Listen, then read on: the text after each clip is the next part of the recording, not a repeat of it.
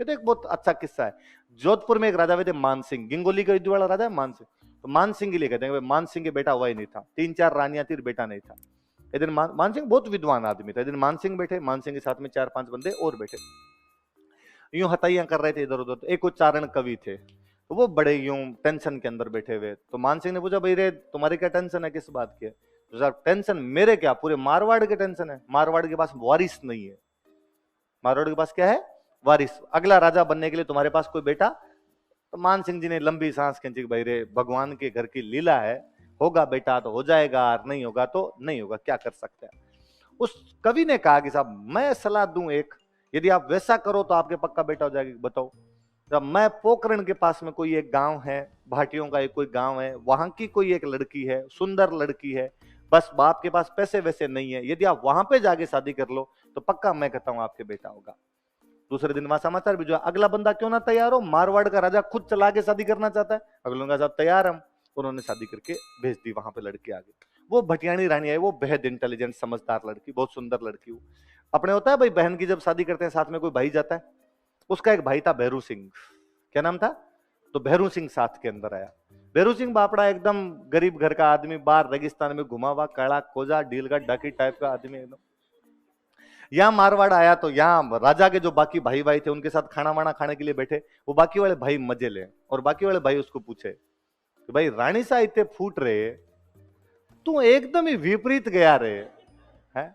भगवान रूप बांट रहा था तो कहां चला गया था तू ऐसा?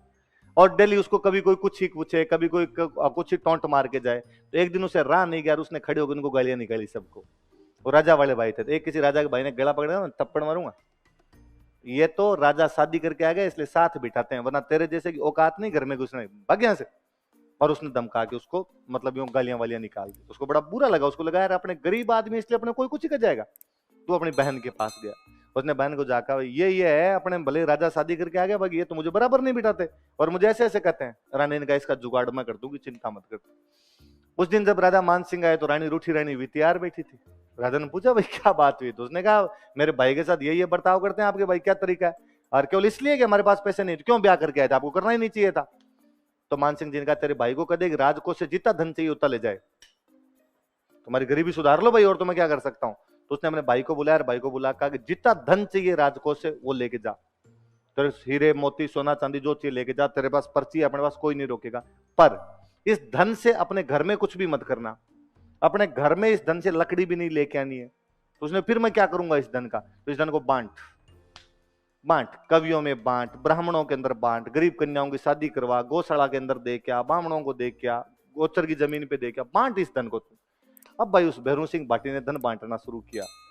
वो इधर मारवाड़ से लेके जाए और चलता बांटे। दानवीरता की मिसाल बना था वो आदमी। मतलब उसके लिए कहते हैं कि उसके पास गया हुआ कोई आदमी कभी खाली हाथ वापस है।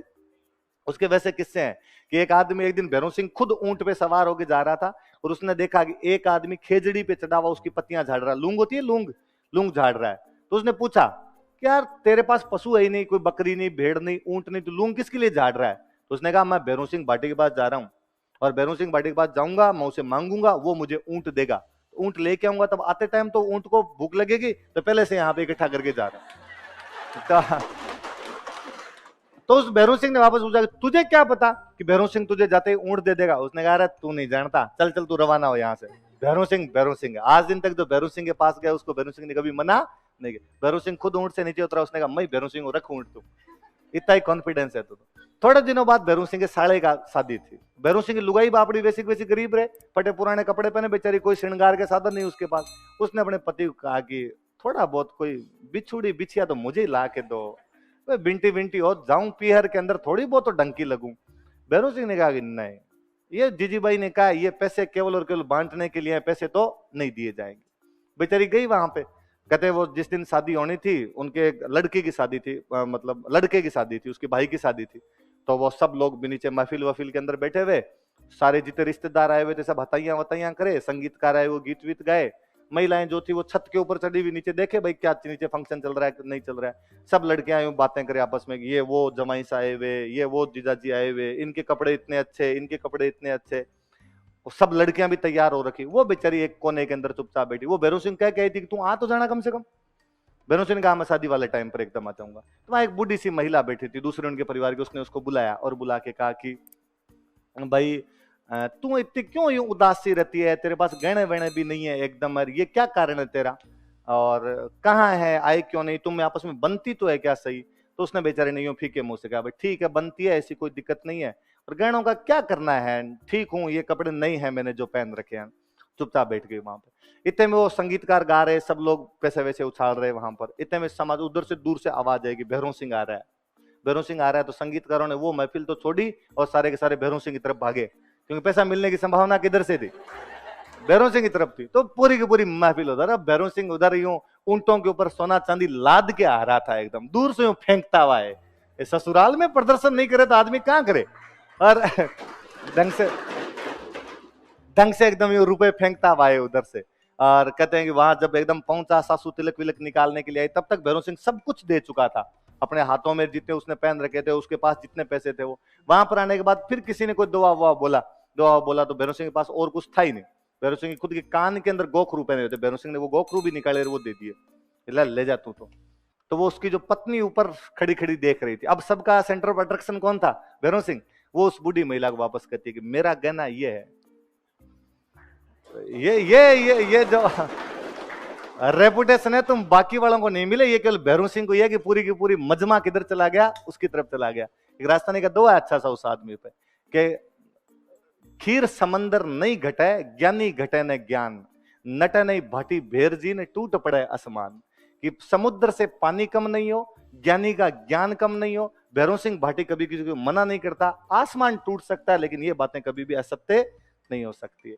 तो ये वास्तव में से छोटे छोटे परिवारों में जाके राजा अक्सर शादी कर लिया करता था ताकि उसके क्या हो जाए, बेटा। और ऐसे परिवारों में जो भी शादी होती उनमें बाद, और वास्तव में उस राजकुमारी के बाद में बेटा हुआ था जो बाद में अगला जोधपुर का राजा बनता है। हालांकि फिर और किस्मत ही खराब थी मान सिंह, वो बेटा भी मर जाता है। तो मान सिंह जब मरा था, मान सिंह वापस कोई बेटा नहीं था, फिर कोई गोद लिया था, गोद लेके बाद में राजा बनाया गया था यहाँ पर। अच्छा, राजा का जो सबसे बड़ा बेटा है, राजा का जो सबसे बड़ा, उसको बोलते युवराज। क्या बोलते, युवराज की पहली शादी के टाइम सारे सामंत राजा को कर देंगे। युवराज के प्रथम विवाह के समय सामंतों द्वारा राजा को जो कर दिया जाएगा उसको क्या बोलेंगे, वही बात थी। वो ये नहीं कहते हम कर दे रहे हो, जब भतीजे का ब्याह है, गिफ्ट है, बान है हमारी तरफ से। बान, बान तो समझते हो सारे। अब आप में से हो सकता है किसी के मन में सवाल आए कि पहले पे क्यों, है ना, आया सवाल आपके। हाँ, तो भाई पहली शादी पे क्यों, बाकियों पे क्यों नहीं दिया जाए। तो ऐसे यार कोई ठेका नहीं लिया। युवराज को तो चलती कोई पसंद आ जाए, युवराज चलता ही ले आता था, नहीं। फिर होता क्या था, देखो पहली शादी होती थी ना, वो बहुत धूमधाम से किया करते थे, क्योंकि पहली शादी से जो भी रानी होगी उसका जो बेटा होगा वो अगला राजा बनेगा। पहली शादी से जो भी रानी आती उसका जो भी बेटा होता वो क्या होता था, अगला राजा बनता था। तो भाई अगला राजा ये उसकी मम्मी है, ये वो शादी है जिससे अपने को अगला वारिस मिलेगा, इसलिए वो शादी धूमधाम से करो। उसमें रुपए ज्यादा खर्च होते थे, तो रुपए ज्यादा खर्च होंगे तब टैक्स लेना पड़ेगा कि नहीं लेना पड़ेगा। बाकी वाले फिर यूं ही कर लेते थे। राजकुमार गया, आते टाइम साथ में, अकेला नहीं आया, तो राजा ने कहा एक और है, हाँ कोई बात नहीं ठीक है।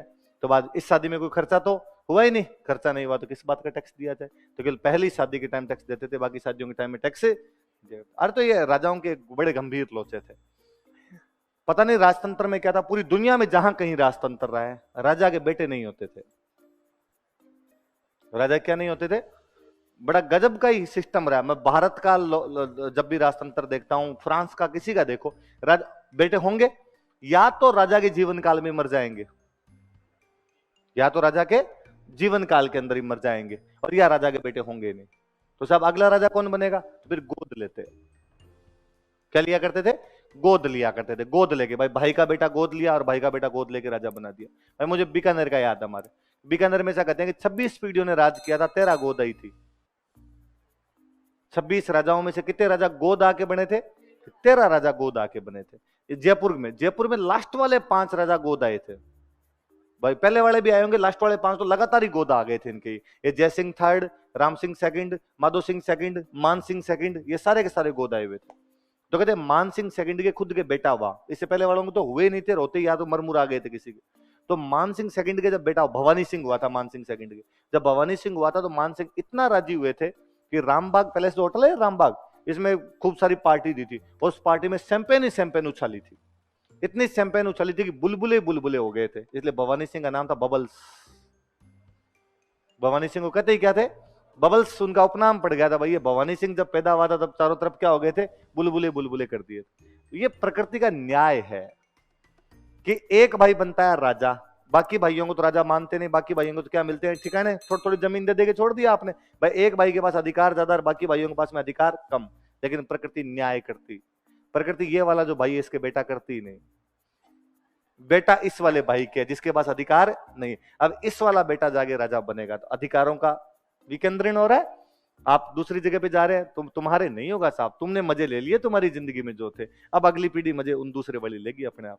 और राजाओं के राजा किस में रिश्ते करता, कोई दूसरे राजा में जा करता, राजा बड़े राजा में करेगा, बड़े सामंत में रिश्ते करेगा। ये और एक बड़ा गजब का सिस्टम था। राजा यदि कोई बराबर वाले राजा में शादी करके आए, वहां से कोई राजकुमारी शादी कर ले, उनके तो मरे बेटे नहीं होते।